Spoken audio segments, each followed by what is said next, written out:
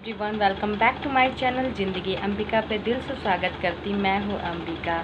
तो आप सब कैसे हैं? उम्मीद करती हूँ आप सब बहुत अच्छे होंगे। तो आज कोई भी ब्लॉग वीडियो नहीं है, आज नॉलेज वाली वीडियो है। जी हाँ, आज मैं बताने वाली हूँ कि जब मेरी प्रेगनेंसी जर्नी चल रही थी उस टाइम पे करवा चौथ का व्रत पड़ा था।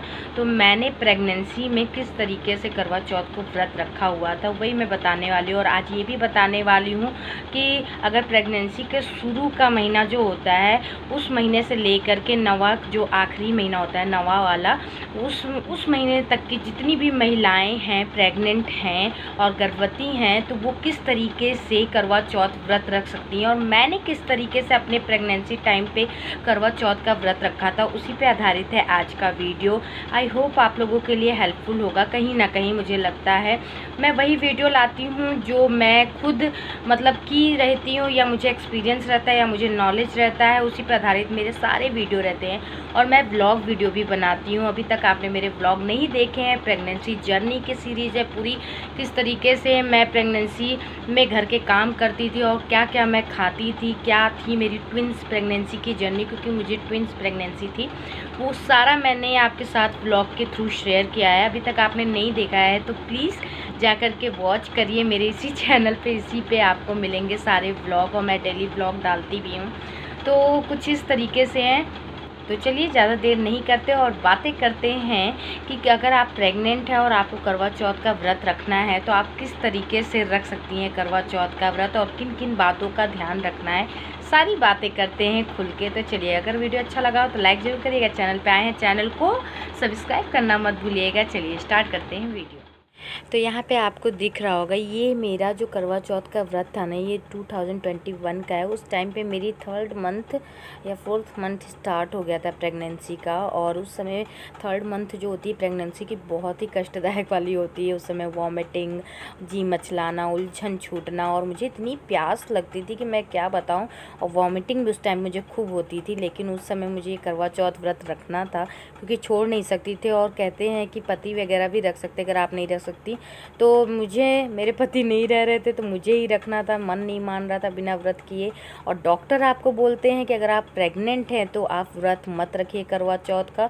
और शास्त्रों में भी माफ़ होता है प्रेग्नेंट महिलाओं को व्रत रखने के लिए। अगर वो छोड़ देती हैं व्रत तो उसमें कोई भी दोष पाप नहीं लगता है, ऐसा शास्त्रों में बताया गया है। लेकिन फिर भी मन नहीं मानता ना। आप अपने पति की लंबी आयु के लिए करवा चौथ का व्रत रखती हैं, चाहे आप प्रेग्नेंट हो चाहे कोई भी दिक्कत हो, लेकिन व्रत छोड़ा नहीं जाता है कहते करवा चौथ का। ये मेरे मन में भी चला तो मैंने कहा चलो रखते हैं। तो मैंने क्या किया था वो मैं आपके साथ शेयर कर। तो यहाँ पे मेरी ट्विंस प्रेगनेंसी थी और मुझे रेस्ट करने के लिए बोला था डॉक्टर ने, ज़्यादा से ज़्यादा मतलब रेस्ट करने के लिए बोला था, बेड रेस्ट नहीं।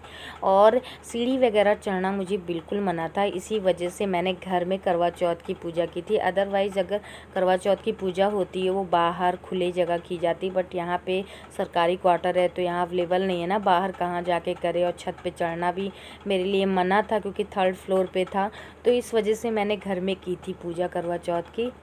और जो विधि विधान से पूरा मैंने पूजा किया था, इस पे ऑलरेडी मैंने वीडियो डाला है। अगर आप करवा चौथ की पूजा पहली बार रख रहे हैं तो किस तरीके से आप करेंगे, किस विधि से करेंगे, क्या क्या सामग्री लगती है, सारी मैंने विधि डाली है। आई बटन पे मैं ऊपर दे दूँगी, मेंशन कर दूँगी, और इन स्क्रीन में भी मैं कर दूँगी। आप वहाँ जाके मेरे चैनल पे करवा चौथ की पूजा विधि देख सकते हैं।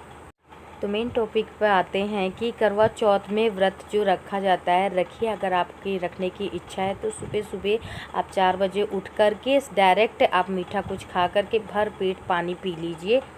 मैं शुरू से ही ऐसा करती आई हूँ, मतलब दिन निकलने से पहले 4 बजे 3:30 बजे आप मीठा खा कर के खूब पानी पी लीजिए। कहते हैं सर्गी के रूप में इसको लिया जाता है। वैसे तो सास बनाती है, लेकिन सास नहीं तो आप ऐसे खा कर के सर्गी के रूप में पी सकते। खूब ढेर सारा पानी पी लीजिए।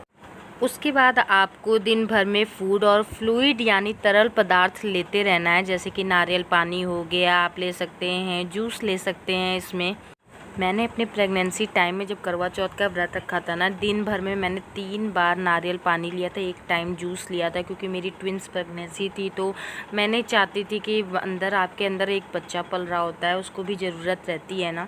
तो इस वजह से मैं नहीं चाहती थी कि लिक्विड कम हो, मैं तरल चीज़ें ज़्यादा ले रही थी। नारियल पानी एक बार में नहीं पी रही थी, थोड़ा थोड़ा करके कई बार मैं पी रही थी।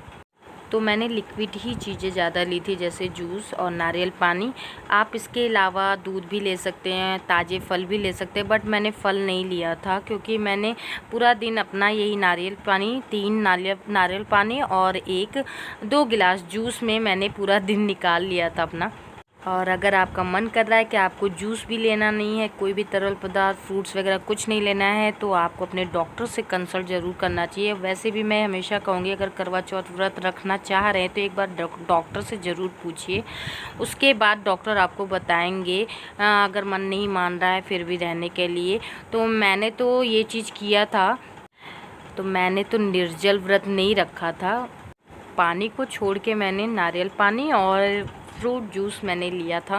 और मैंने जब सुबह उठा था ना, तो भगवान के सामने हाथ जोड़ के जब ये इस व्रत को रखने का प्रण किया था, तो मैंने भगवान से ये ज़रूर कह दिया था, आप भी ज़रूर कहिएगा, अपने मन की बात अपने भगवान के सामने रखनी चाहिए, तभी भगवान समझते हैं, क्योंकि वो हमारे माँ के समान, पिता के समान होते हैं। और गर्भवती की स्थिति जब होती है ना, प्रेगनेंसी की जो जर्नी चलती है, उसमें तो सब माफ़ होता है। तो आप इस तरीके से अगर व्रत रखना चाहते हैं, जिस तरीके से मैंने रखा था, उस तरीके से भी आप रख सकते हैं। अगर आप सोच रहे हैं कि पूरा दिन भूखे रहें, नहीं कुछ नहीं होगा, तो ऐसा नहीं है, क्योंकि सबकी बॉडी अलग अलग होती है। कई लोग तो रह भी लेते हैं, ऐसा होता है, बट मेरे साथ ऐसा नहीं था, क्योंकि मेरी ट्विंस प्रेगनेंसी थी और थोड़ा रिस्क भी था। इस वजह से मैंने सोचा कि मुझे फलाहार पे रखना सही रहेगा, तो इस वजह से मैंने नारियल पानी और जूस लिया था अपनी प्रेगनेंसी टाइम में।